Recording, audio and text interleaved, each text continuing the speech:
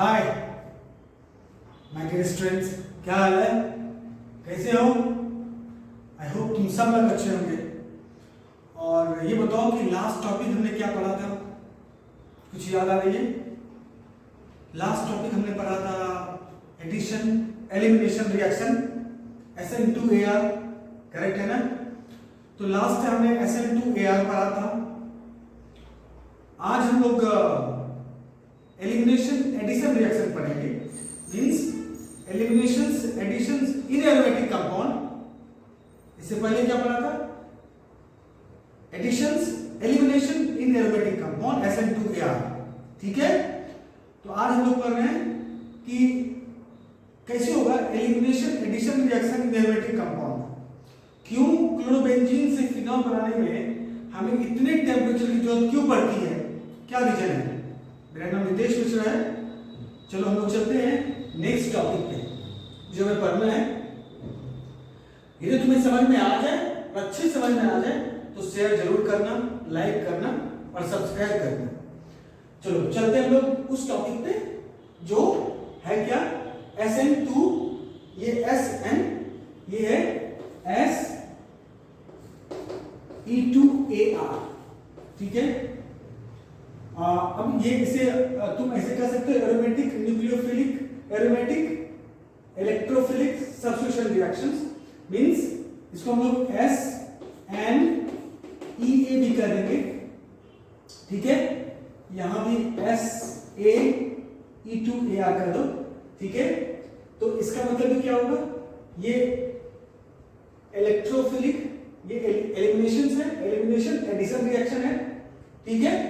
तो इसको मैं ऐसे चलता हूं, ऐसे लिखो SNEA, ठीक है? हम लोग इससे पहले क्या पढ़े थे? SN2AR पढ़ा था। आज हम लोग पढ़ रहे हैं SE2AR। या तो तुम ये लिख दो, ये लिख दो, बात एक ही चीज है। तो standard nucleophilic elimination addition reactions, ठीक है? इससे पहले पढ़ा था एडिशन एलिमिनेशन रिएक्शन। यानी फर्स्ट स्टेप में क्या हुआ था? एडिशन हुआ था। सेकेंड जाके स्टेप में क्या होता? एलिमिनेशन हुआ था। तो जो स्टूडेंट्स अभी तक वो लेक्चर नहीं देखा है, प्लीज जाके वो देखो, तुम्हें समझ में जरूर आएगा, ठीक है? तो चलो अब हम चलते हैं SNEA रिएक्शन किस में होता है?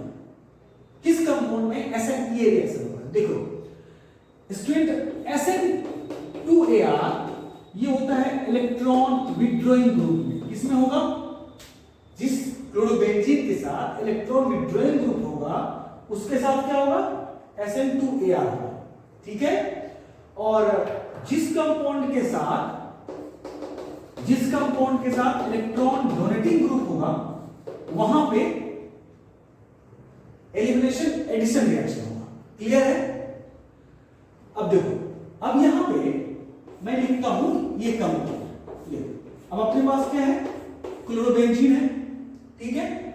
और एक कंपाउंड है यहां पे Cl और NO2, और एक कंपाउंड ले लो तुम यहां पे CH3Cl, ठीक है? डन? देखो इस दोनों कंपाउंड में, इसमें और इसमें क्या होगा? SE2AR होगा। इसमें और इसमें SE2AR होगा। क्यों? क्योंकि एक CH3 ग्रुप लगा हुआ है, ठीक है? और यहां भी तुम जानते हो कि ये मेसोमेरिक इफेक्ट होता है, इसके पास लोन पेयर है तो मेसोमेरिज्म भी होगा इंडक्टिव के साथ, ठीक है? और इस कंपाउंड में तुम्हें पता है कि -R है, -I इफेक्ट है, तो इलेक्ट्रॉन विड्रॉइंग ग्रुप है, तो यहां पे कौन से होगा? SN2AR होगा। डन? इसका मैकेनिज्म हमने अच्छे से डिटेल में किया है। डन? कुछ क्वेश्चंस भी किया है। अब हम चलते हैं कि क्लोरोबेंजीन से जो फिनॉल बनाते हैं इसका लॉजिक क्या है? क्या जो मैकेनिज्म है वो कैसे अप्लाई होगा, या इसी कंपाउंड में मैकेनिज्म कैसे अप्लाई होगा, ठीक है? तो हम लोग कुछ कंपाउंड सब मैकेनिज्म के साथ समझते हैं कि कैसे अप्लाई कर सकते हैं। चलो अभी देखो, अब मैं कंपाउंड लिख रहा हूं, अब उससे तुम समझो कि कैसे अप्लाई हम लोग करेंगे, ठीक है? चलो अब ये देखो, मैं कंपाउंड लिख रहा हूं और तुम बताओ। अब देखो समझो अच्छे से, यहां पे एक कंपाउंड लिख रहा हूं जो है ये कंपाउंड, ठीक है। अब देखो इस कंपाउंड में मैं यहाँ पे लिखता हूँ OCH3 और या फिर तुम लिख लो CH3 भी, CH3 और यहाँ पे क्या डालो, चलो डाल देता हूँ Cl, ठीक है, CH3 Cl डाल दिया, डन। अब देखो इस कंपाउंड में यदि मैं लेता हूँ स्ट्रॉन्ग बेस, ठीक है, अब NaNH2 स्ट्रॉन्ग बेस तो है, सोडियम हाइड्रोक्साइड भी ले सकते हैं, बट NaNH2 लो कि काफी स्ट्रॉन्ग बेस है, तो जो NaNH2 लेता हूं, NaNH2 इन लिक्विड अमोनिया। अब देखो स्टूडेंट्स, सोडियम है, हम लोग करेंगे क्लोरोबेंजीन का भी सेम प्रोसेस है, एग्जैक्टली सेम प्रोसेस है, तो सेम प्रोसेस से हम उस मैकेनिज्म को करेंगे। तो ये देखो अब यहाँ पे दो केस है, क्या केस है कि कभी भी NH2 डायरेक्टली इस पोजीशन पे अटैक नहीं कर पाएगा, क्यों? क्योंकि इस बेंजीन में क्या होगा, इलेक्ट्रॉन डेंसिटी बढ़ेगी, बेंजीन में इलेक्ट्रॉन डेंसिटी क्या होगा, बढ़ जाएगी। तो बेंजीन में electron density means negative charge, क्यों बढ़ेगा नेगेटिव चार्ज? क्योंकि क्लोरीन के पास नॉन पेयर है और CH3 भी डोनेट करेगा इलेक्ट्रॉन्स, तो इससे इसके पास काफी इलेक्ट्रॉन बढ़ जाएगा और NH2 क्या है, नेगेटिव चार्ज है, तो इतना आसान नहीं है, दोनों की ह्यूज रिपल्सन होगा ना, NaNH2 नेगेटिव है तो वो अटैक करेगा तो क्या होगा, ह्यूज रिपल्सन होगा। तो इतना पॉसिबल नहीं है अटैक करना अनटिल अनलेस कोई इलेक्ट्रॉन विड्रॉइंग ग्रुप नहीं हो, तो ये डायरेक्टली NH2 इस पे अटैक नहीं कर पाएगा। तो अब क्या होगा, NH2 उस पोजीशन पे अटैक करेगा जहां सबसे ज्यादा एसिडिक हाइड्रोजन है, क्या है, सबसे ज्यादा एसिडिक हाइड्रोजन है। अब देखो इसके लिए एक ही पोजीशन बचता है एसिडिक हाइड्रोजन वाला, ये पोजीशन बचता है, और तो कोई है नहीं क्योंकि नेक्स्ट पोजीशन तो ऑक्यूपाइड है ना। तो अब क्या करते हैं इस चीज को, देखो अब मैं लिखता हूं इसको CH3 ग्रुप है, ठीक है, अब देखो यहाँ पे Cl है और ये एसिडिक हाइड्रोजन है, सही नारी बात, ये कौन सा है, एसिडिक हाइड्रोजन है, क्योंकि इस ये इंडक्टिव इफेक्ट के रिगार्डिंग चलोगे तो ये क्या है, एसिडिक हाइड्रोजन है। अब यहाँ पे जो NaH2 क्या, NaH2 क्या रिलीज करता है, Na+ और NH2 नेगेटिव, ठीक है, तो जो NH2 नेगेटिव है वो इस पे अटैक करेगा और NH3 बन के बाहर निकल जाएगा, समझ में आ रही बात। तो यहां पे चार्ज क्या आएगा, सोचो जरा, नेगेटिव चार्ज, समझ में आई बात, क्योंकि H+ बन के निकलेगा ना। तो इसका मतलब ये कंपाउंड क्या होगा, ये कंपाउंड हो जाएगा CH3 और यहां पे Cl, मैं इसको ऐसे लिखता हूं, रिंग के बारे में इस तरह से दिखाता हूं, ज्यादा अच्छा रहेगा। तो देखो अब यहाँ पे ये क्या है, ठीक है, तो अब जो है यहाँ पे नेगेटिव चार्ज है, अब क्लोरीन क्या है, एक बेटर लिविंग ग्रुप है, तो ये इलेक्ट्रॉन लेके भाग जाएगा। इससे क्या आएगा, इससे इस कंपाउंड में जो CH3 है, अब यहाँ पे क्या होगा, ये एक इस तरह से कंपाउंड बनेगा ना। तो अब 333 बॉन्ड बेंजीन में देखो इसकी एरोमेटिसिटी लॉस नहीं हुई है, इसकी एरोमेटिसिटी लॉस नहीं हुई है, लेकिन इसे बेंजाइन कंपाउंड करते हैं, और बेंजाइन क्या होता है, हाईली रिएक्टिव होता है, अनस्टेबल होता है। इस कंपाउंड क्या बोलते हैं हम लोग, बेंजाइन, बेंजाइन, और हाईली क्या है, हाईली अनस्टेबल है, हमारी बात क्या है, ये बेंजाइन हाईली अनस्टेबल है। अब देखो यहां से दो सेकेंड प्रोसेस पे जाओ, अब देखो यहां से यहां तक क्या हुआ, यहां से यहां तक क्या हुआ, अब तुम्हारा डबल बॉन्ड ट्रिपल बॉन्ड बन गया, एलिमिनेशन हुआ ना, है कि नहीं। तो ये स्टेप में क्या हुआ, एलिमिनेशन हुआ। अब चलते हैं सेकेंड स्टेप में, अब देखो सेकेंड स्टेप में क्या हुआ, एडिशन हुआ, ठीक है। अब यहां पे क्या है कि जो कंपाउंड है, ये जो कंपाउंड है यहाँ पे CH3, अब आपके पास क्या है कि जो कंपाउंड है NH2 नेगेटिव, वो दोनों पोजीशन पे अटैक कर सकता है, इस पोजीशन पे भी, इस पोजीशन पे, क्लियर है। अब देखो यदि ये इस पोजीशन पे अटैक करेगा, NH2 इस पोजीशन पे अटैक करेगा, तो इसका मतलब है कि ट्रिपल बॉन्ड जो है कैसे ब्रेक किया होगा, ऐसे ब्रेक किया होगा, तभी तो उसमें पॉजिटिव चार्ज आएगी और NH2 नेगेटिव अटैक करेगा, है ना। तो देखो जिस पोजीशन से क्लोरीन हटा है उसी पोजीशन पे NH2 नेगेटिव अटैक करेगा, यदि ऐसा होगा इसे डायरेक्ट सब्स्टिट्यूशन कहते हैं। क्या कहते हैं? Direct substitution. जिस पोजीशन से, फिर बोल रहा हूं, जिस पोजीशन से क्लोरीन हट रहा है उसी पोजीशन पे NH2 माइनस अटैक करेगा, बेस अटैक करेगा, उसे कहते हैं डायरेक्ट सब्स्टिट्यूशन रिएक्शन। तो यदि मैं यहां पे क्या करा दूं और ये कंपाउंड बना दूं, ये बना दूं CH3, ये हो गया। अब यहां पे लग गया NH2, इसे क्या बोल देंगे? ये है कि डायरेक्ट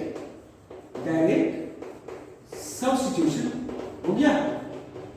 समझ आ रही बात? अच्छा, अब यदि NH2 यहां पे अटैक करेगा तो, अब यदि NH2 यहां पे अटैक करेगा तो उसे बोलते हैं syn substitution, opposite, just opposite positions पे इसे क्या बोल देंगे? इनडायरेक्ट सब्स्टिट्यूशन, यानी सिन पोजीशन।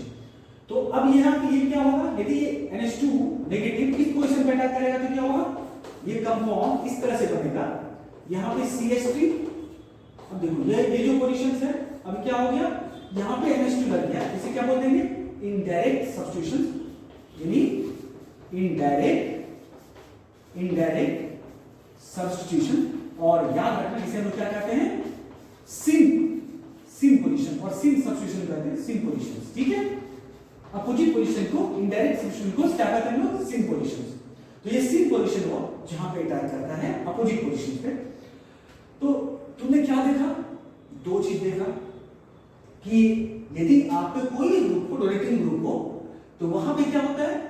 तो क्लोरोबेंजीन और कोई भी डोनेटिंग ग्रुप लगा हो तो वहां पे एलिमिनेशन एडिशन होगा, और यदि विड्रॉइंग ग्रुप होगा तो एडिशन एलिमिनेशन प्रोसेस के थ्रू कंपाउंड बनेगा।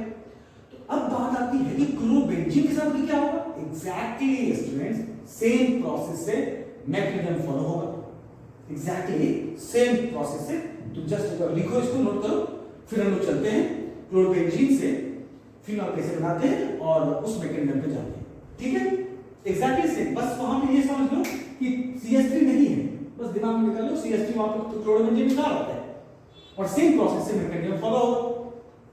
ठीक है, तो चलो उस पार्ट में चलते हैं। अब यदि अपने पास क्या है? अपने पास है क्लोरोबेंजीन का, ये है। अब इसका आप तो मैकेनिज्म बना सकते हो, कोई भी डोनेटिंग ग्रुप लगा होगा, कुछ भी लगा होगा, तो वहां पे क्या होगा? एलिमिनेशन एडिशन होगा। अब ये देखो, ढीला ऐसा हो गया। चलो अब ये जो है, मैं एक और लिख रहा हूं कंपाउंड जो कि तुम्हारा क्या है? क्लोरोबेंजीन है। ठीक है, अब देखो क्लोरोबेंजीन है तो क्या होगा? सोचो जरा, OH माइनस कहां अटैक करेगा? एसिडिक पोजीशन पे। तुम्हारा एसिडिक पोजीशन ये है और ये है, और मैं मान लेता हूं कि ये पोजीशन जो है C14 आइसोटॉपिक पोजीशन है। C14 आइसोट्रॉपिकली लेवल्ड है, मतलब आइसोटॉपिक पोजीशन है। ठीक है, तो अब इसको मैं मान लेता हूं कि ये जो हमारा पोजीशन है C14 आइसोटॉप्स है। आइसोटॉप्स थोड़ा दिखाने के लिए कि कहीं भी अटैक करेगा तो क्या वो, इससे कोई फर्क ज्यादा पड़ता नहीं है। तो देखो OH माइनस क्या करेगा? इस पोजीशन पे अटैक करके, ठीक है, अब ये कंपाउंड क्या बनेगा? अब जो कंपाउंड है यहां पे इस तरह बनेगा। ठीक है, अब ये क्या हो गया? एलिमिनेशन हो गया। यहां से यहां तक क्या प्रोसेस पे जाएगा? एलिमिनेशन प्रोसेस पे जाएगा। समझ में आ रही बात? ठीक है, अब जब एलिमिनेशन होगा स्टूडेंट्स तो क्या होगा? अब देखो एलिमिनेशन जब भी होगा, हमने क्या लिया है? या तो सोडियम हाइड्रोक्साइड लिया है, तो यहां पे लिया है ना, तो जब OH माइनस है और वाटर बन के बाहर निकल गया, ठीक है, तो अब देखो, अब तुमने क्या किया है कि अब तुम्हारे पास फिर से OH माइनस है ना, क्योंकि हमने काफी लेते सोडियम हाइड्रोक्साइड 2 मोल्स 3 मोल्स, अब तुम्हारे पास फिर से OH माइनस है। अब तुम इसको कहीं भी क्या करा सकते हो, इस पोजीशन पे या इस पोजीशन पे, डायरेक्ट लगेगा उसी पोजीशन पे तो डायरेक्ट सब्स्टिट्यूशन होगा, इस पोजीशन पे लगेगा तो सिन सब्स्टिट्यूशन होगा। तो आप लगा दो यहां पे, जैसे यहां पर आओगे ये क्या होगा? ऐसे ब्रेक होगा। तो अब जो कंपाउंड है अपने पास, ये क्या होगा? इस तरह से OH, और यहां पे क्या होगा? नेगेटिव चार्ज आ गया। ठीक है, आ गया, क्या आ गया? Negative charge. अब तुम्हारे पास जो HCl है, ये तुम एसिड लोगे तो एसिड ले लो, जो भी लोगे, तो HCl में क्या होगा? H प्लस Cl नेगेटिव है, तो ये क्या करेगा? इस पोजीशन पे, ठीक है। अब यहां से ये कंपाउंड क्या बनेगा, ये जो कंपाउंड बनेगा यहां से OH, ठीक है, और ये तुम्हारा H हो गया, तो ये फिनॉल बन गया, ठीक है, क्लियर है। तो ये हमारा क्या होता है, एक इनडायरेक्ट सब्स्टिट्यूशंस होता है, यानी कि किस पोजीशन पे लगा है, उसी पोजीशन पे लगा है, तो तुम्हारे क्या हो गया, डायरेक्ट सब्स्टिट्यूशंस हो गया। यदि यहां पे लगता तो क्या बोलते हैं, इनडायरेक्ट सब्स्टिट्यूशन होता। मेरी बात समझ में आई है, तो वो क्या होता है, वो इनडायरेक्ट सब्स्टिट्यूशन होता, ठीक है, मिसिंग पोजीशन होता। अब देखो यदि मैं ये कंपाउंड हूं तो तुम क्या करोगे, इस कंपाउंड के बारे में सोचो जरा, इसमें क्या बनेगा, ये देखो, अब जो मैं दूसरा कंपाउंड लिखता हूं तो वहां पे क्या बनेगा, ये देखो, अब मैं क्या करता हूं, इस पोजीशन पे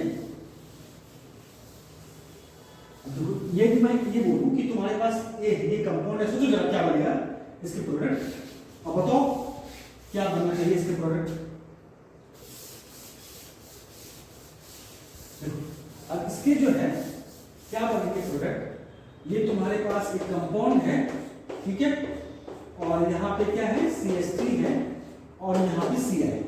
देखो क्या बनेगा, यदि मैं सोडियम सोडामाइड लेता हूँ NaH2, तो इसके क्या बनेंगे, दो प्रोडक्ट बनेंगे। तो अब यहाँ पे क्या है, CH3, एक बनेगा NH2 यहाँ पे लग सकता है, दूसरा क्या बन जाएगा, ये कंपाउंड लिया CH3 और NH2 यहाँ पे लग सकता है, ठीक है। तो ये तो डायरेक्ट सब्स्टिट्यूशन हुआ, और ये सिंक सब्स्टिट्यूशन हो गया, ये क्या हुआ डायरेक्ट, और ये क्या हो गया सिंक सब्स्टिट्यूशन। अब देखो स्टूडेंट्स एक बड़ा इंटरेस्टिंग बात है, क्या हम उस पॉइंट पे जाते हैं। अब देखो यदि तुम्हारे पास, अब देखो यदि तुम्हारे पास एक पोजीशन है जो लिखता हूं मैं नाइट्रो NO2, कौन सा ग्रुप NO2, और यहां पे लगा दिया क्लोरीन, ठीक है। अब देखो हमें लगाना है NH2 नेगेटिव, ठीक है। अब देखो NH2 नेगेटिव लगाना है, तो अब यहां पे क्या है कि NO2 क्या होगा, इलेक्ट्रॉन विड्रॉइंग ग्रुप है, इसके रिस्पेक्ट में पॉजिटिव चार्ज कहां पे आएगा, इसके रिस्पेक्ट में पॉजिटिव चार्ज यहां पे आएगा। मेरी बात समझ में आ रही है, यदि इलेक्ट्रॉन विड्रॉइंग ग्रुप लगा दिया, इसके रिस्पेक्ट में पॉजिटिव चार्ज कहां पे आएगा, यहां पे। NH2 ग्रुप कहां अटैक करना चाहेगा, इस सेंटर पे, यानी आपका कंपाउंड क्या हो जाएगा, यानी आपका कंपाउंड हो जाएगा NO2, और यहां पे क्या है, ये है NH2, ठीक है। अच्छा यदि आपका कंपाउंड ये NO2 ना होके एक डोनेटिंग ग्रुप हो जाए, तो जैसे मैं लिखता हूं यहां पे ये, तो यदि यहां पे CH3 या OH ग्रुप हो गया मान लो, ठीक है, और यहां पे क्लोरीन लगा दिया, तो देखो इसके रिस्पेक्ट में नेगेटिव चार्ज कहां पे आएगा, ऑर्थो पोजीशन पे और पैरा पे।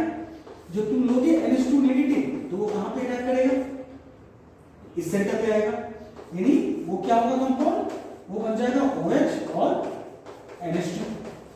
तो यदि आप बोलोगे कि सर विड्रॉइंग ग्रुप के रिस्पेक्ट में ये कंपाउंड बनेगा सिंक, और डोनेटिंग ग्रुप के रिस्पेक्ट में कौन सा कंपाउंड प्रेफरेबल होगा, direct substitution reaction, direct substitution done.